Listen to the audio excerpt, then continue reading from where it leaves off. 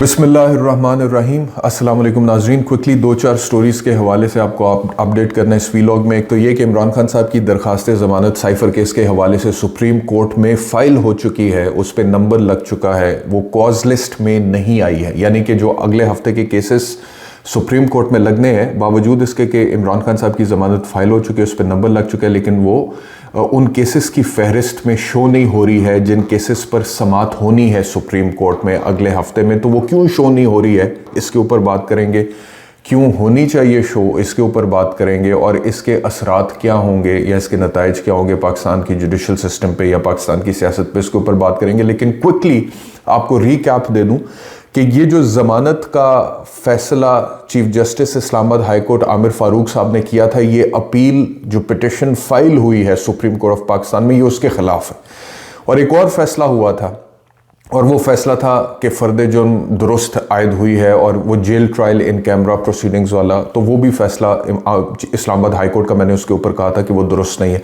मैं बहुत तफसीली 2 वीलॉग्स इमरान खान के ज़मानत के फ़ैसले के हवाले से रिकॉर्ड कर चुका हूँ और आपकी खिदमत में पेश कर चुका हूँ। और उसमें मैं बता चुका हूँ कि जो ज़मानत का कानून है, उसके जो असूल हैं, उसके अंदर डीपर एप्रिसिएशन की गुंजाइश नहीं होती है। यानी कि अदालत ने गहराई में जाकर मुल्ज़िम के गिल्ट या इनोसेंस का फैसला नहीं करना होता है। ज़मानत की पिटिशन के अंदर उन्होंने सिर्फ ये देखना होता है कि इस वक्त जो बादियो नज़र में रिकॉर्ड है, on the face of it, जो सामने नज़र आ रहा है, not the deeper appreciation but the tentative assessment, उसमें फर्दर इंक्वायरी की गुंजाइश मौजूद है।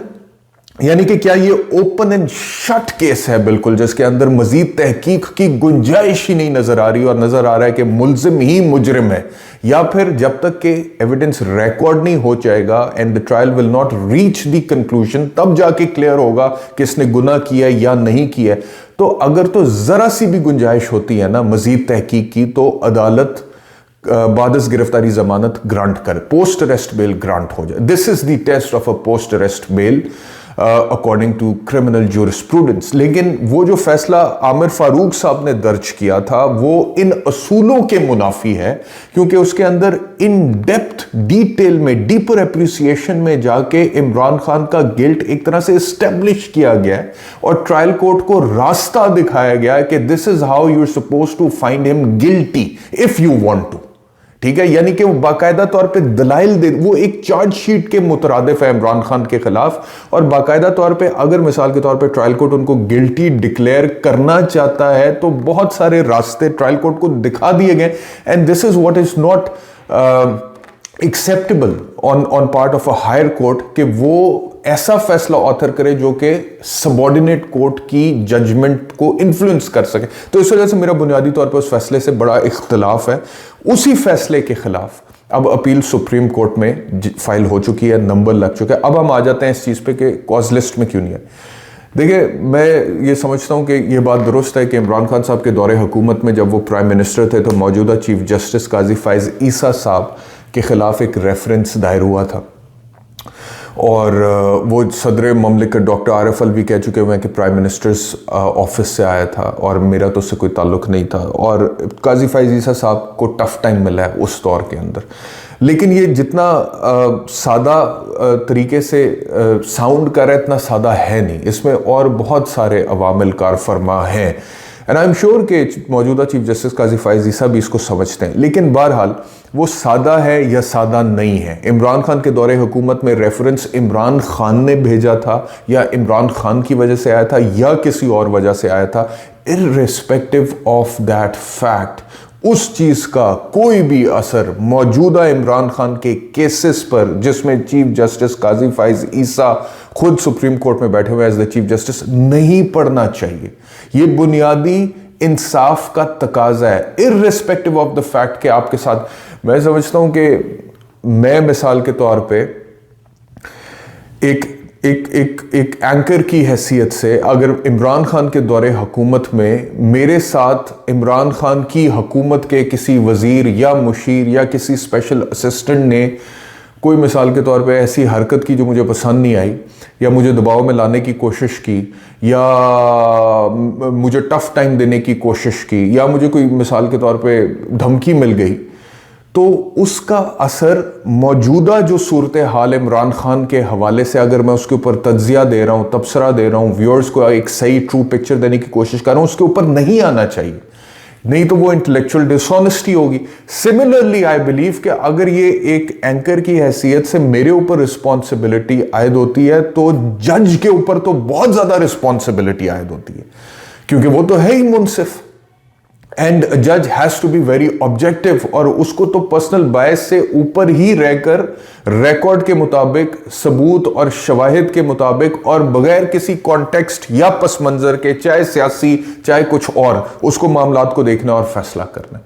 तो अगर ये पिटिशन इमरान खान साहब की लगने में डिले होगा सुप्रीम कोर्ट ऑफ पाकिस्तान में, तो इंप्रेशन ये जाएगा कि क्योंकि काजी फाइज ईसा साहब को इमरान खान साहब के दौरे हुकूमत में जब वो प्राइम मिनिस्टर थे टफ टाइम मिला था, क्योंकि काजी फाइज ईसा साहब के खिलाफ एक रेफरेंस आया था, क्योंकि काजी फाइज ईसा साहब ने वो रेफरेंस भुगता था, क्योंकि वो उस क्राइसिस में से फिर बाद में निकले, उसके बाद टेबल्स टर्न हुई, इमरान खान आज जेल में है, काजी साहब आज चीफ जस्टिस हैं, तो अब शायद स्कोर सेटल करने की कोशिश की जा रही है, या वही टफ टाइम इमरान खान को देने की कोशिश की जा रही है। और अगर ये इंप्रेशन चला जाएगा तो वो बहुत ही डैमेजिंग होगा पाकिस्तान की सुप्रीम कोर्ट के लिए, क्योंकि लोगों का इत्मीद है सुप्रीम कोर्ट पे। आपको काजी फाइज ईसा साहब को पर्सनली जो भी टफ टाइम मिला, सो मिला, गलत भी मिला हो सकता है बिल्कुल, और ये तो साबित हो गया कि गलत, वो रेफरेंस बाद में इमरान खान साहब ने खुद कहा कि गलत हुआ था, काजी फाइज ईसा के खिलाफ रेफरेंस मेरे दौर में नहीं होना चाहिए था।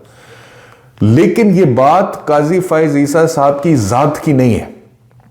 What I suppose he needs to understand कि ये उनकी ज़ात की बात नहीं है, ये बात इंसाफ की है, ये बात सुप्रीम कोर्ट की है, ये बात कानून की है, ये बात आइन की है, ये बात निज़ाम की है, ये बात 24 करोड़ अवाम के उस एतमाद की है जो वो सुप्रीम कोर्ट पे अदालत आलिया के तौर पर करते हैं। और सुप्रीम कोर्ट के फैसले के ख़िलाफ़ तो फिर एक ही जगह अपील जाती है, और वो मेरे ख्याल में, और दुनियावी तौर पे तो कहीं नहीं आप कर सकते, एक आध केस में शायद सदर पाकिस्तान को कर सकते हैं, और इवेंचुअली अल्लाह रब्बुल इज़्ज़त की बारगाह में, और वो अपील कोई भी फरियादी फिर करेगा। उसके बाद कोई दुनिया में तो अपील नहीं है कि सुप्रीम कोर्ट ने एक फैसला दे दिया है हातमी तौर पे, उसकी कोई अपील किसी इंसान के सामने नहीं है, फिर अल्लाह रब्बुल इज़्ज़त की बारगाह में उसकी अपील है। तो ये बहुत बड़ी रिस्पॉन्सिबिलिटी।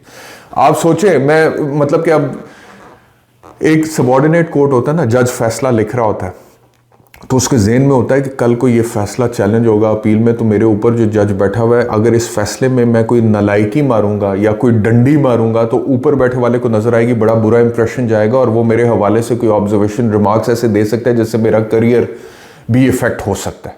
ये सबॉर्डिनेट कोर्ट के जजेस का माइंडसेट आपको बता रहा हूँ कि जब वो फैसले लिख रहे होते हैं, तो हाई कोर्ट के जज यही फैसला लिख रहा होता है, तो वो सोच रहा होता है सुप्रीम कोर्ट में सुप्रीम कोर्ट के जज की तो अपील कहीं पे जानी है नहीं, वो कहाँ पे जानी है, वो एक फरियादी ने, एक आम आदमी, फिर अल्लाह रब्बुल इज़्ज़त की बारगाह में अपील करनी है कि या अल्लाह ये मेरे साथ क्या हुआ है। तो ये बहुत, मैं तो समझता हूँ कि सबसे ज़्यादा कॉन्शियस इस हवाले से सुप्रीम कोर्ट के जज साहिबान को होना चाहिए। और काजी फाइज ईसा साहब को इमरान खान साहब के जो केसेस हैं उनको एक्सपेडिशियसली और कानून और मेरिट्स के मुताबिक डिस्पोज ऑफ करना चाहिए, अगर वो तारीख में अपना नाम लिखवाना चाहते हैं और उनमें वो कैपेसिटी है कि वो लिखवा सके, तगड़े जज हैं।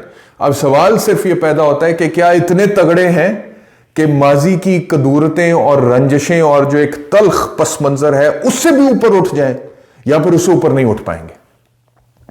मैं काजी फाइज ईसा साहब की जो जात है उसके हवाले से कोई उंगली नहीं उठा रहा, मैं ये नहीं कह रहा कि वो बायस्ड हैं, मैं सिर्फ ये कह रहा हूं कि अगर मामलात एक मखसूस अंदाज में, मतलब कि जो डिजर्व, नवाज शरीफ साहब का कितना स्पीडीली चीजें सारी, अगर इमरान खान साहब को स्पीडीली उस तरह से एक्सपेडिशियसली कानून और मेरिट्स के मुताबिक इंसाफ खास तौर पे सुप्रीम कोर्ट से नहीं मिलता है, तो इंप्रेशन लोगों की, पाकिस्तान तहरीक इंसाफ के वोटर सपोर्टर कारकुन रहनुमा की नजर में ये जाएगा कि यार ये देखेंगे सुप्रीम कोर्ट से हमारे खिलाफ क्या हो रहा है, क्यों हो रहा है, इसलिए हो रहा है।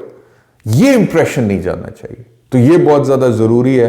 एंड आई होप कि काजी फाइज ईसा साहब का जो मुकाम है, और उनके ज़ाती मुकाम से ज़्यादा जो जिस इदारे को वो हेड कर रहे हैं इस वक्त बतौर चीफ जस्टिस, उसका जो मुकाम है उसको वो मलहूज़ खातिर रखते हुए इन बातों का ख्याल रखेंगे। लेकिन फ़िलहाल अदारे में जो सिचुएशन है वो बहुत अफसोसनाक इसलिए है कि कल ही मैंने वीलॉग किया जस्टिस मुज़ाहिर अली अकबर नकवी को जो शो कॉज नोटिस था उसके हवाले से जो उन्होंने जवाब दिया, और उसमें उन्होंने अपने फेलो ब्रदर जजेस के ऊपर अदम एतमाद कर दिया है और कहा है कि ये जानिबदार हैं, ये गैर जानिबदार हैं नहीं। तो अगर सुप्रीम कोर्ट का एक जज सुप्रीम कोर्ट के ही दूसरे जजेस को जानिबदार कहेगा और कहेगा कि ये इनसे मैं फैसला लेना ही नहीं चाहता क्योंकि मेरा फैसला देने के मजाज नहीं हो सकते हैं in accordance with the merits क्योंकि ये जानिबदार हैं, तो फिर आम आदमी के सामने सुप्रीम कोर्ट की क्या क्रेडिबिलिटी रह जाएगी, आप मुझे बताएं।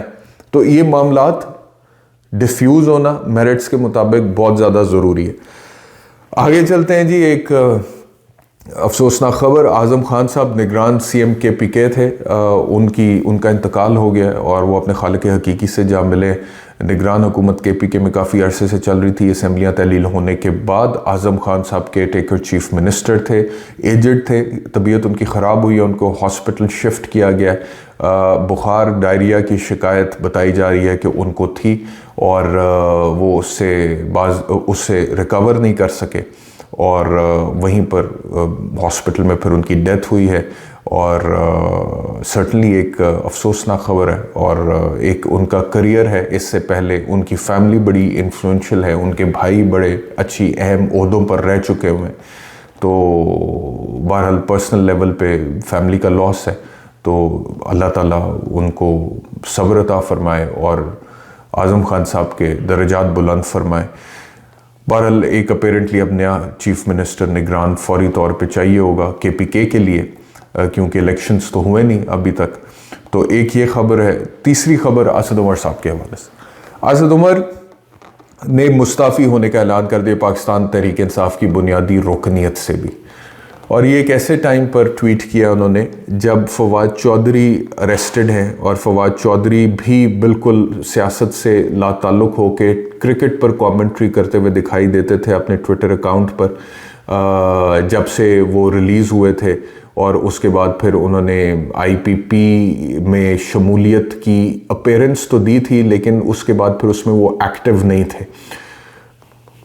लेकिन उसके बाद फिर वो रिलीज़ हो गए थे, घर बैठे हुए थे, और उसके बाद वो ट्विटर पे कभी क्रिकेट पे कमेंट्री करते थे, कभी इंटरनेशनल पॉलिटिक्स पे करते थे, और कभी कभी मियां नवाज शरीफ और इसहाक डार के ऊपर तनकीद भी करते थे। ये उनकी एक्टिविटी थी। लेकिन somehow all of a sudden चारपाइयों का और गंदम की बोरियों का चोरी का इल्ज़ाम फवाद चौधरी पे लग के वो दोबारा अरेस्ट हो गए। 50 लाख का वो रिश्वत का उनके ऊपर इल्ज़ाम लग गया और वो जेल चले गए। एक मैसेज ये गया कि क्योंकि फवाद चौधरी साहब जो है वो घर बैठे हुए थे और PTI के ख़िलाफ़ एक्टिव नहीं थे, फाल नहीं थे, एंटी इमरान खान गुफ्तगू नहीं कर रहे थे, तो शायद इस वजह से वो दोबारा अरेस्ट हो गए। और तब तक अब उनको ये फेस करना पड़ेगा जब तक कि वो बाकी कुछ रहनुमा जो कि अब एक्टिवली इमरान खान के ख़िलाफ़ गुफ्तगू करते हैं उनकी तरह इमरान खान के ख़िलाफ़ ना बोलें, क्योंकि ये मंजूर नहीं है, ये कबूल नहीं है कि जी मैं पार्टी सियासत PTI छोड़ दी और उसके बाद फिर चुप करके बैठ गए। तो जो काम है वो आप जो करते हैं वो आप काम करें। तो ये एक इम्प्रेशन गया फवाद चौधरी के हवाले से। और उस लाइन में अब असद उमर साहब, क्योंकि पहले जब उन्होंने प्रेस कॉन्फ्रेंस की थी तो उन्होंने जनरल सेक्रेटरीशिप से मुस्ताफ़ी होने का ऐलान किया था, ये लेकिन बुनियादी रुकनीत रखी थी पाकिस्तान तहरीक इंसाफ की। आज उन्होंने ट्वीट किया कि 1 दहाई से ज़्यादा अवामी ज़िंदगी के बाद मैंने सियासत को मुकम्मल तौर पर छोड़ने का फ़ैसला किया है। जैसा कि मैं पहले भी अवामी सतह पर कह चुका हूँ कि मैं रियासती इदारों के साथ तसादुम की पॉलिसी से मुत्तफ़िक नहीं हूँ, और ऐसी पॉलिसी रियासती इदारों के साथ शदीद टकराव का बायस बनी है जो कि मुल्क के मफाद में नहीं है। PTI की बुनियादी रुकनीत से इस्तीफ़ा दे रहा हूँ। मैं इन तमाम लोगों का शुक्रगुजार हूँ जिन्होंने अवामी ज़िंदगी में मेरा साथ दिया। ख़ास तौर पर मैं NA 54 की टीम और वोटर्स का शुक्रिया अदा करना चाहता हूँ जिन्होंने मुझे दो बार मुंतखब किया, जिस हल्के और मैंने इस हल्के की खिदमत करने की भरपूर कोशिश की। अल्लाह पाक पाकिस्तानी कौम पर अपनी रहमत नाज़िल फरमाए। तो लग ये रहा है कि अब असद उमर साहब का हवाले से भी ये कबूल नहीं था कि सिर्फ जनरल सेक्रेटरीशिप से आप रिज़ाइन करें। शायद कुछ और चीज़ें भी हों जिनके हवाले से तवक्कुआत हों कि वो करेंगे, लेकिन मुझे नहीं लगता कि मामला यहाँ पे रुकेगा। मतलब कि सियासत से लाताल्लुकी का ऐलान असद उमर का कर देना और उसके बाद पाकिस्तान तहरीक इंसाफ की बुनियादी रुकनीत से भी मुस्ताफ़ी हो जाना और उसके बाद पाकिस्तान तहरीक इंसाफ की बुनियादी रुकनीत से भी मुस्ताफ़ी हो जाना और ख़ामोश होकर घर पे बैठ जाना, शायद उसके बावजूद ये मामला यहाँ पर ना रुके। शायद इसके बावजूद उनसे एक्सपेक्टेशंस हो कि आप कि उन्हें किसी और सियासी जमात को ज्वाइन करना पड़ेगा या फिर एक्टिव होके इमरान खान साहब पे तनकीद करनी पड़ेगी। और अगर वो नहीं करेंगे तो हो सकता है कि फवाद चौधरी की तरह कुछ मामलात उन्हें भी फेस करने पड़े। ये मुझे ज़ाती तौर पे जो असेसमेंट है उसमें लग रहा है, लेकिन मुझे लग ये रहा है कि असद उमर साहब ने वो एक अटेम्प्ट की है कि इससे कम से कम वो हिफाजत से साइड पे बैठे रहे। लेकिन बहरहाल जो भी सिचुएशन है वो सामने आ जाएगी। लेकिन असद उमर वो शख्स हैं जो पाकिस्तान तहरीक इंसाफ का फेस हुआ करते थे। इमरान खान साहब ने ज़ाती तौर पर जितना असद उमर को सपोर्ट और प्रमोट किया, मेरा नहीं ख्याल किसी और को इतना प्रमोट किया है। तो पाकिस्तान तहरीक इंसाफ का जो कारकुन है, एक वर्कर है जो इमरान खान के कहने पे असद उमर को बहुत आइडियलाइज करता था, उसके लिए बहुत ज़्यादा डिसअपॉइंटमेंट है, क्योंकि वो कारकुन या वो वर्कर, वो सपोर्टर कम से कम असद उमर या दीगर कुछ ऐसे लोगों को से एक्सपेक्ट ये करता था कि वो इमरान खान के साथ खड़े रहेंगे या इमरान खान का साथ देंगे आखिरी वक्त तक। लेकिन बहुत सारे खिलाड़ी वक्त से पहले आउट हो गए, बल्कि खुद विकेट छोड़कर पेविलियन की तरफ लौटना शुरू हो गए। अभी तक के लिए इतना ही। इंशाल्लाह दोबारा आपसे मुलाकात होगी। अपना ख्याल रखिए। अल्लाह हाफ़िज़।